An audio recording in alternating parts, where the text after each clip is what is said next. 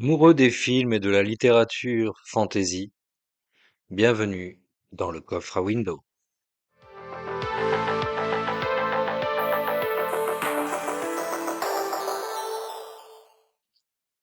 Où sommes-nous, enfant lune?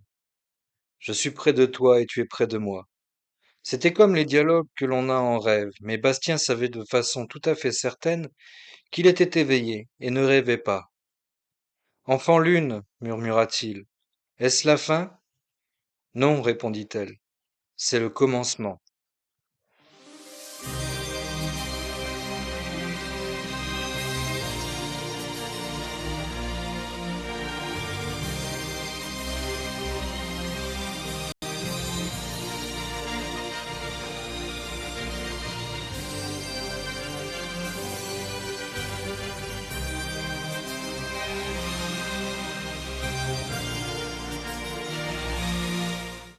Vous l'aurez bien compris, cette semaine, nous allons parler de l'histoire sans fin. Écrit et publié en 1979 par Michael Ende, Die Unendliche Geschichte, donc l'histoire sans fin, connaîtra un énorme succès à sa sortie en Allemagne. Il faudra attendre 1984 avant qu'il ne soit publié en France et dans le reste du monde, et qu'il connaisse un succès assez mitigé, parce qu'au même moment sort au cinéma l'adaptation, l'histoire sans fin.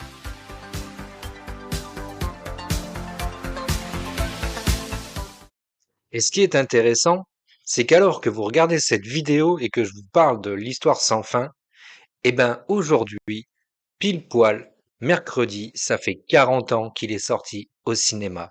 Donc, j'ai essayé de chercher la bande-annonce du film en française et je ne l'ai pas trouvée. Elle est introuvable. D'ailleurs, le film qui sortira quelques années plus tard et qui fait partie d'un second volume n'a pas non plus de bande-annonce.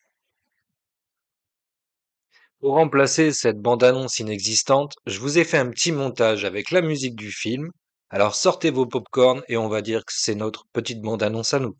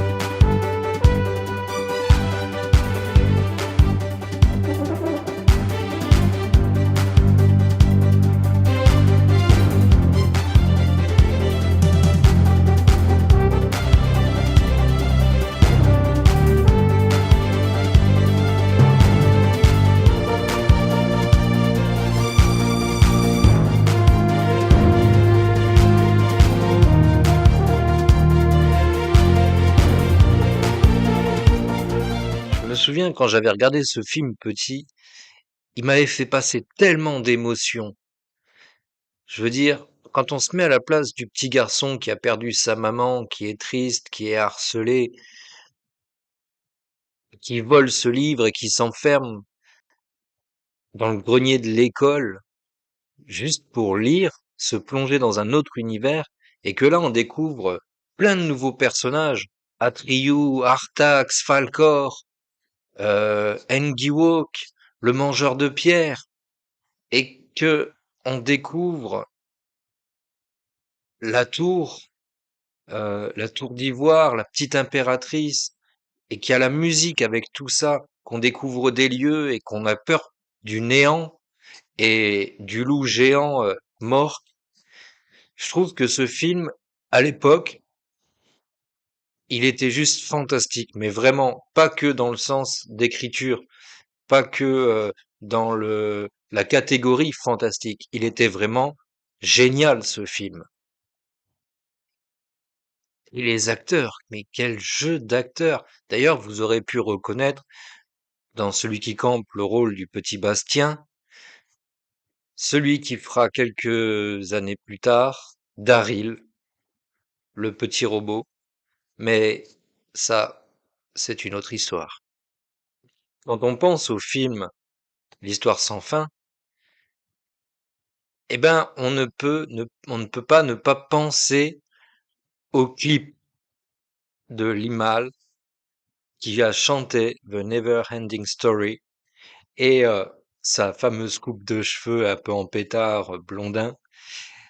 Quand j'ai fait les recherches pour parler un petit peu de l'Histoire sans fin, je me souvenais tellement que le clip était kitsch que j'avais envie de vous le remettre. Et en fait, je suis tombé sur une version française de la chanson.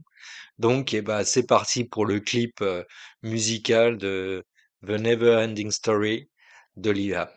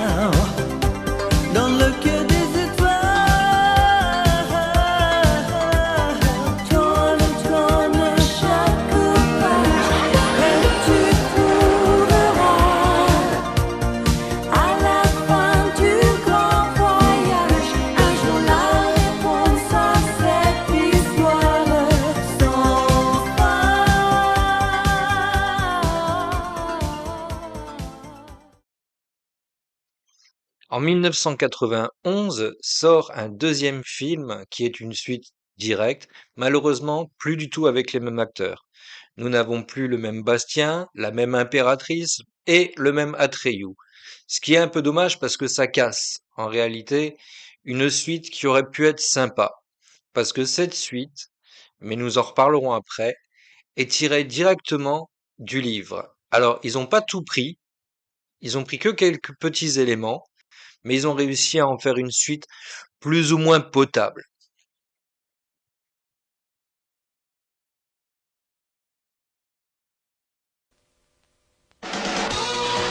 L'histoire sans fin 2. Au pays enchanté de la magie. Je suis heureux que tu sois revenu à Fantasia. Un jeune garçon d'un extraordinaire courage se lance dans une incroyable aventure. Bastien, vas-y, tu peux le faire. L'histoire sans fin 2. Un nouveau chapitre.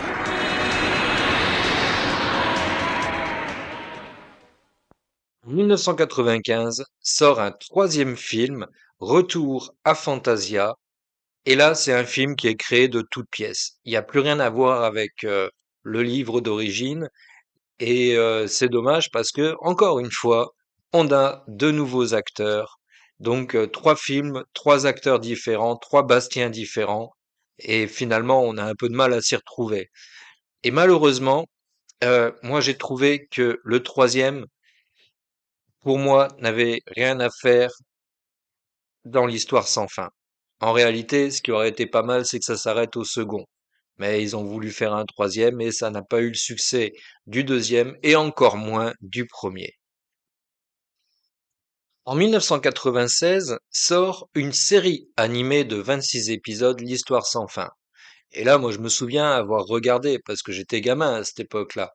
J'avais 13, 14 ans, donc tu tombais dessus facilement à la télé.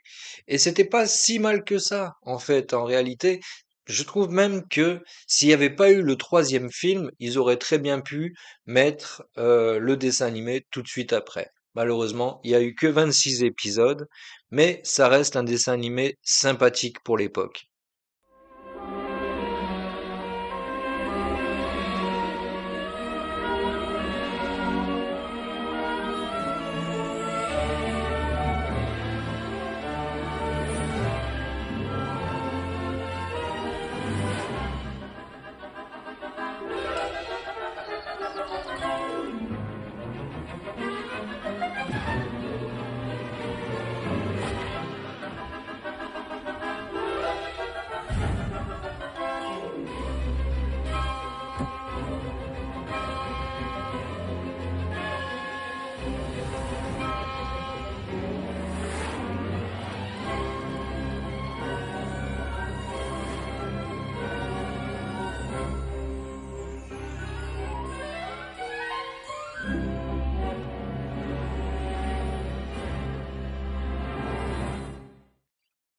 Le mois dernier, au mois de mars donc, on nous annonce qu'un nouveau film est en préparation, un reboot complet. Donc 40 ans plus tard, ils vont nous refaire un Histoire sans fin.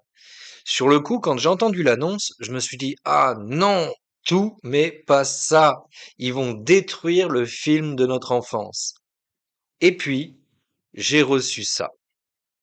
J'ai commencé à lire ça. Et c'est là, donc, qu'on va parler des différences entre le livre et le film qui est sorti en 1984.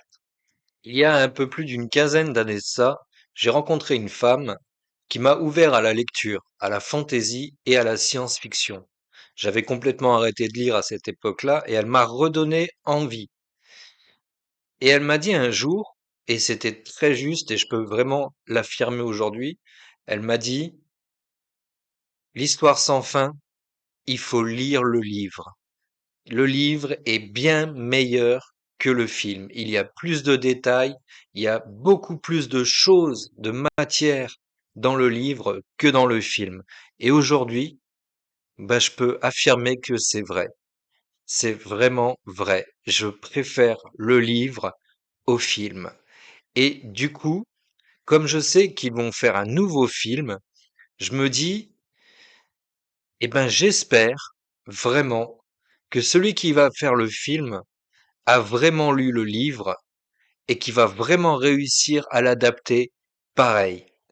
Donc, si on prend le film de 1984 et le potentiellement film de 2024 qui sortira très certainement en 2025, mais bref, on risque d'y avoir beaucoup de différences. Et je vous explique tout de suite pourquoi. Tout d'abord, nous avons Bastien. Et Bastien, dans le livre, est très très différent de ce Bastien-là. Parce que ce Bastien-là, il est maigre, il est frêle, il est peureux, d'accord, mais il ne ressemble pas du tout à notre Bastien du livre. Bastien, dans le livre, c'est un petit garçon de 10 ans qui est gros, qui est pas très beau, qui a des jambes arquées, qui, en fait, oui, il a perdu sa maman, comme dans le livre, comme dans le film, mais en plus de ça, il y a un sujet qu'on ne comprend pas vraiment dans le film, mais qui est beaucoup plus exploité dans le livre, c'est le harcèlement scolaire. Et là, en 2024, on est pile poil dedans, parce que c'est un sujet d'actualité, mais qui était déjà traité dans ce livre-là en 1979. Donc Bastien, ce petit garçon très mal à l'aise dans sa peau, qui est tout le temps harcelé à l'école, il se retrouve dans la librairie de Coriander. Il discute avec lui et là, il voit effectivement le livre L'Histoire sans fin. Mais il le vole pas. En fait, dans le film, il l'emprunte. Il laisse un petit mot en disant, voilà, je vous ai emprunté, je vous le ramènerai. Mais là, il le vole. Il le vole et en même temps, il ne le vole pas parce que c'est le livre qui l'appelle. C'est plus fort que lui. Donc il repart avec et il part s'enfermer à l'école. Et là, en fait, il y a tout un processus de personnage. En fait, on se rend compte que Bastien, il est vraiment, vraiment très, très mal à l'aise dans sa peau. Caillou aussi est très différent. Il est très différent parce que c'est un petit garçon de 10 ans qui a la peau verte. En fait, ça, j'ai trouvé ça hyper intéressant parce que du coup, ça nous met dans une autre ambiance. Atreyu, dans le film, c'est un petit garçon, un petit Indien qui chasse le buffle pourpre, qui devient un héros et tout. Alors que dans le livre, quand on vient le quérir pour partir à l'aventure, il est à peine en train d'essayer de chasser son premier buffle pourpre. Il n'en a pas encore tué un seul. Ce n'est pas un chasseur aguerri, ce n'est même pas un guerrier, c'est un enfant. Mais la petite impératrice envoie un émissaire pour aller le chercher. Ça, c'est une grosse, grosse différence, en fait. C'est aussi pour différencier le monde réel de l'autre monde. Et d'ailleurs, dans le livre, pour différencier le monde réel de l'ancien monde, du monde fantastique, c'est écrit, alors dans le livre original, c'est écrit en rouge et en noir. Ici, pour différencier, je ne sais pas si on verra correctement, mais c'est écrit en gras et en normal. C'est ce qui différencie le monde de Bastien du monde d'Atreyu, de Fantasia. Un autre point de différence, c'est Falcor. Falcor, tout le monde l'a aimé dans ce livre, dans ce film. Mais dans le livre, il n'existe pas. Du moins, pas sous cette forme. Effectivement, il y a un dragon porte-bonheur, mais il s'appelle Fouchour. Et Fouchour, en fait, ça sonne bien. Plus on lit le livre, plus on aime l'appeler Fouchour. Et il n'est pas tout à fait pareil. Alors oui, il a des écailles d'ivoire, mais il n'a pas une tête canine. Ah, dans le film, il a vraiment une tête, on dirait un cocker, presque un cocker, voire une mutation de chien. Mais là, Fouchour, c'est un dragon, donc il a le corps d'un dragon, couleur ivoire, et une tête de lion. Et ça fait un peu la différence. Même si quand on lit le livre, parce qu'on connaît le film, qu'on est habitué au film, on voit Fouchour comme Falcor. Mais en fait, c'est pas du tout ça. Il a vraiment une tête de lion. Même la petite impératrice, qui est très belle dans le film, qui vraiment dégage beaucoup de choses, ne ressemble pas vraiment à ça dans le livre. Dans le livre, elle a des longs cheveux raides, Elle a des yeux en or, elle est très belle, elle a une voix très fluide, on comprend plein de choses. Et d'ailleurs, elle est appelée la souveraine des désirs aux yeux d'or. Et elle porte énormément de noms d'ailleurs dans le livre, mais comme Laurine, Laurine qui porte plein de noms en fait. Dans le livre, on voit Aurine que quelques fois. Sinon, c'est le médaillon, c'est le porte-chance, il a plein de noms. Et c'est très intéressant parce que ça, quand on analyse bien le livre, ça veut dire qu'il y a plusieurs héros qui sont déjà venus, qui ont redonné des noms, plusieurs noms, parce que c'est l'histoire sans fin en réalité. C'est une histoire qui ne s'arrête jamais. Si certains personnages sont très différents dans le livre et dans le film, eh ben, il y a aussi des actions qui sont différentes. On en trouve plus dans le livre. Par exemple, comment Falkor, donc Fulchur, rencontre Atreyu. Dans le film, on ne comprend pas vraiment. Le dragon arrive, il attrape Atreyu et ils repartent. Dans le livre, c'est très différent. C'est Atreyu qui sauve Fulchur. Ils sont dans une caverne, bloqués dans une toile d'araignée géante. Fulchur se bat avec l'araignée, il est blessé de partout et Atreyu arrive à le sauver. Donc déjà, ça c'est très différent. C'est pas Fulchur qui sauve Atreyu, c'est Atreyu qui sauve Fulchur. Et il se déplace ainsi. Et là, à partir de ce moment-là, Fulchur l'appelle mon maître. Il y a aussi un autre élément qui est très différent, c'est l'oracle du Sud, qui dans le film est appelé l'oracle sudérien. Donc ils sont, Fulchur et Bastien, soignés par Engiwok et sa femme, qui eux par contre se ressemblent autant dans le film que dans le livre. Et donc pardon, Atreyu commence à parler avec Engiwok, qui est le spécialiste de l'oracle du Sud. Dans le film, l'oracle du Sud, c'est deux sphinx qui se regardent. Ça, c'est une porte pour eux. Donc une fois que Bastien a traversé cette porte, il y a une seconde porte, le miroir. Et tout de suite après, Atreyu se retrouve au milieu de l'oracle sudérien, qui se trouve être de nouveau deux sphinx, l'un en face de l'autre. Si le premier était doré, le deuxième, il est blanc, argenté, et on ne les voit pas, on les entend juste. Enfin, ils ne voient pas, ils n'ouvrent pas les yeux, rien du tout, ils ne font que parler. Dans le livre, c'est très différent. Dans le livre, il y a trois portes. Une qui est ouverte, une qui a besoin de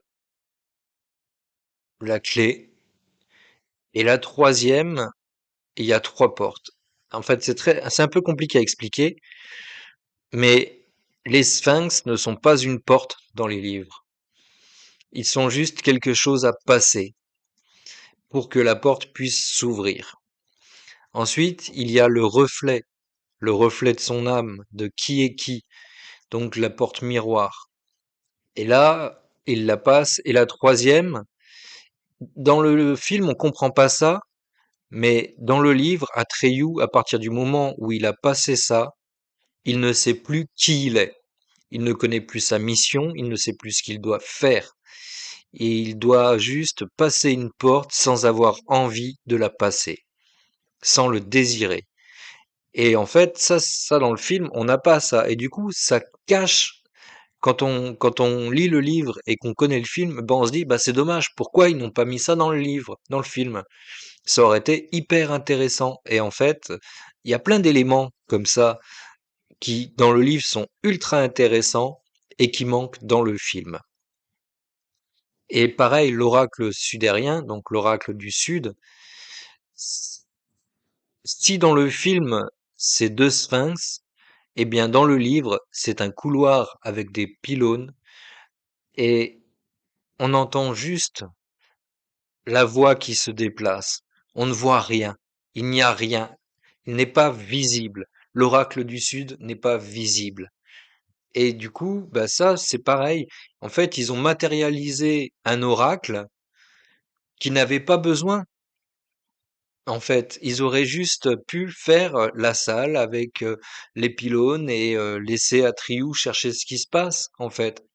Et se souvenir que quand il repasse la porte, quand il a enfin eu les réponses qu'il cherche, qu'il repasse la porte, on aurait pu voir que tout s'effondrait, que le néant était en train de tout aspirer. Il aurait pu retourner voir Engiwok, qui eux sont déçus, qui lui est déçu, en fait, de ne pas avoir de réponse à ses questions, et qui finalement quittent leur chez eux pour trouver un autre endroit parce que les néants arrivent de partout. Ça, c'est un truc qu'on ne montre pas assez. En fait, il y a plein de détails qui ne sont pas montrés dans le film. Et c'est un peu dommage. Et pourtant, je le répète, ce film, je l'adore. Moi, je l'ai vu tout petit, je l'ai encore vu la semaine dernière. C'est un film qui est super. Mais quand on s'attarde sur le livre, quand on lit le livre, on se dit que ils auraient pu faire plus. Parce qu'il manque pas grand-chose en fait, que quelques scènes, des trucs un peu plus en rapport avec le livre. Parce que quand on re-regarde le film, on se, je me suis rendu compte qu'on se rend pas toujours vraiment compte des sentiments des personnages. Pareil pour la fin du film. La fin du film, ce n'est pas la fin du livre, très clairement. Ce n'est à peine que la moitié. Et ça se passe pas vraiment comme ça. Il suffit pas à Bastien de balancer le nom de sa mère. Parce que c'est pas ça. C'est pas ça. Ils ont simplifié la chose complètement. Ils donnent un nom complètement différent, qui n'est pas humain. Et il se passe une chose, c'est que déjà, il a énormément de mal à comprendre que c'est de lui qu'on parle, qui fait partie intégrante de l'histoire. Et d'ailleurs, dans le livre, on comprend même que nous-mêmes, qui sommes en train de lire l'histoire de Bastien, qui lit l'histoire sans fin, on fait partie de cette histoire sans fin. Maintenant que je parle de cette histoire sans fin, vous faites partie de l'histoire sans fin. C'est une boucle, c'est l'histoire sans fin. Ça, c'est très, très bien. Franchement, ça, c'est un détail que j'ai beaucoup aimé dans le livre et qui manque en fait. Donc Bastien, dans le livre, il suffit qu'il dise le nom de sa mère et hop, il se retrouve en face de la petite impératrice. C'est pas comme ça. Il galère vraiment. Il galère vraiment à comprendre que c'est de lui qu'on parle. Parce qu'en tant que petit gros, pas très beau, qui n'a pas confiance en lui, c'est impossible que dans un livre, on parle de lui. Donc la petite impératrice, elle se barre de la tour d'ivoire pour aller voir celui qui écrit l'histoire sans fin. Et là, il recommence. Donc elle monte une échelle où on lui dit ne t'approche pas parce que si tu arrives jusqu'à moi, l'histoire se répétera encore et ça sera la fin de tout. Et effectivement, on comprend à ce moment-là seulement parce que il refait la lecture depuis le début qu'on parle de Bastien. Et Bastien, il met énormément de temps à comprendre parce que l'autre, il a le temps de lui lire 2 fois le bouquin en rajoutant Bastien à l'intérieur. Et ça, pareil, on le voit pas dans le film et c'est un peu dommage parce que ça aurait lancé un truc en plus. Et enfin, Bastien donne son nom à la petite impératrice. Et il ne l'appelle pas comme sa mère. Il lui trouve un nom qui lui convient à elle, qu'il a depuis le début sur le bout de la langue, c'est Enfant Lune. Et à partir du moment où il lui prononce son nom, où il lui donne son nom, là il disparaît, il change de monde, il se retrouve dans le noir. Ce qui est très court dans le film en fait, parce que ils se retrouvent tous les deux tout de suite. Et là, c'est pas du tout comme ça met plus de temps, c'est beaucoup plus décrit. Et d'ailleurs, le livre ne s'arrête pas là. Bastien ne fait pas un vœu pour reconstruire Fantasia et ça se termine. Non, ça met beaucoup, beaucoup, beaucoup, beaucoup plus de temps que ça. Et c'est là qu'ils ont pris des éléments pour faire le second film. Par exemple, quand Bastien se retrouve avec Laurine et fait des vœux et qu'il perd la mémoire. Et ben là, on est dans la suite du bouquin, en fait. L'histoire continue. C'est pour ça que je dis que, pour moi, ce qui vaut, c'est le premier film de 84 et le second film de 91, parce qu'il y a encore un peu des éléments. Après, c'est d'autres histoires. Alors vraiment, j'ai pas fini de le lire. J'ai vraiment pas du tout fini de le lire, mais je suis à fond dedans et vraiment, je surkiffe ce bouquin. Il est génial. Si vous avez aimé le film, vous allez adorer le livre. On se souvient tous de cette scène qui, moi, m'a fait pleurer, m'a donné des émotions et m'en a même encore donné la semaine dernière. C'est dans les marais de l'oubli, quand Artax disparaît. Eh ben, cette scène, elle est grandiose. Elle est pleine d'émotions. Et vraiment, dans le livre, c'est un peu différent. Si la scène du livre est bien écrite, elle n'a pas autant de puissance, par contre, que celle du film. Alors, juste pour votre plaisir, je vous remets la scène de la mort d'Artax. Atreyu et Artax avaient parcouru les montagnes argentées, le désert des espoirs ruinés et les tours de cristal, mais en vain. Et il ne leur restait plus qu'une chance de trouver Morla, le vénérable, le sage d'entre les sages de Fantasia, qui vivait dans la colline Carapace, quelque part dans les mortels marécages de la mélancolie.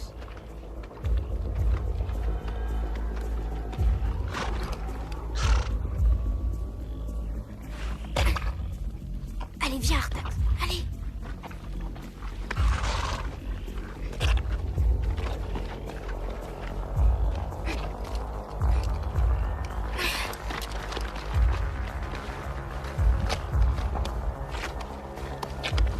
Voilà, c'est bien. Ah, ça va aller. Chacun sait que celui qui se laisse envahir par la mélancolie sombre dans les marécages. Encore un effort.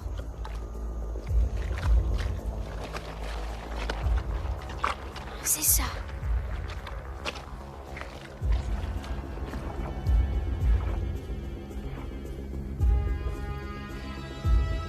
Avance, Artax.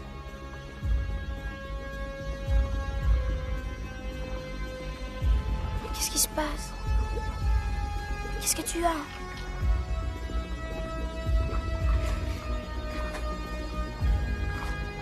Il faut avancer. Qu'est-ce qui te prend? Ah, je vois.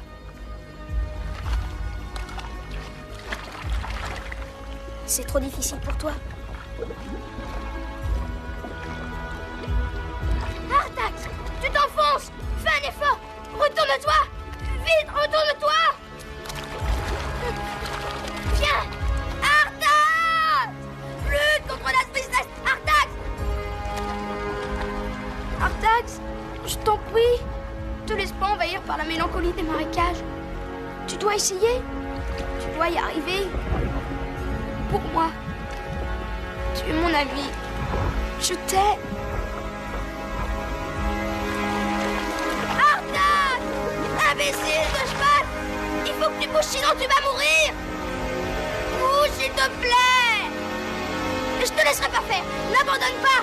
Artax! Je t'en prie!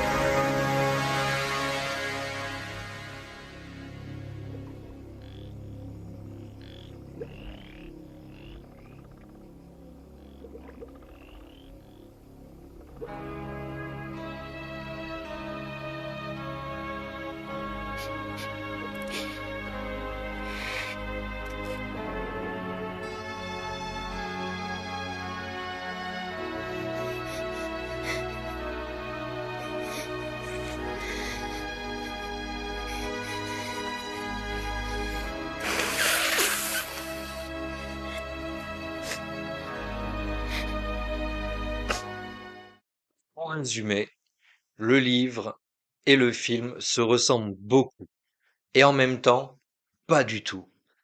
Quand on lit le livre après avoir vu le film, on se rend compte que le film est très bien adapté, même si ils n'ont pas été très très fidèles. Et quand on connaît le film et qu'on lit le livre, eh ben, on apprécie encore plus sa lecture. Donc l'un dans l'autre, l'histoire sans fin, ben, c'est une histoire sans fin. Voilà. Et pour dire, moi qui suis en général contre les remakes, et ben là, je suis curieux de savoir ce qu'ils vont nous sortir pour ce nouveau film. Seront-ils très fidèles au livre, ce qui serait très bien, malgré que je sais que beaucoup d'entre vous seront déçus parce qu'ils reconnaîtront pas forcément l'histoire sans fin de leur enfance, ou alors est-ce qu'ils seront fidèles à l'histoire sans fin que nous connaissons tous, en attendant de savoir si vraiment l'histoire est sans fin. Je vous souhaite à tous une excellente semaine. J'espère que vous avez apprécié cette vidéo. Likez, partagez, commentez, dites-moi des choses pour que je m'améliore. Et sinon, on se dit à la semaine prochaine pour un nouvel épisode dans le coffre à Windows.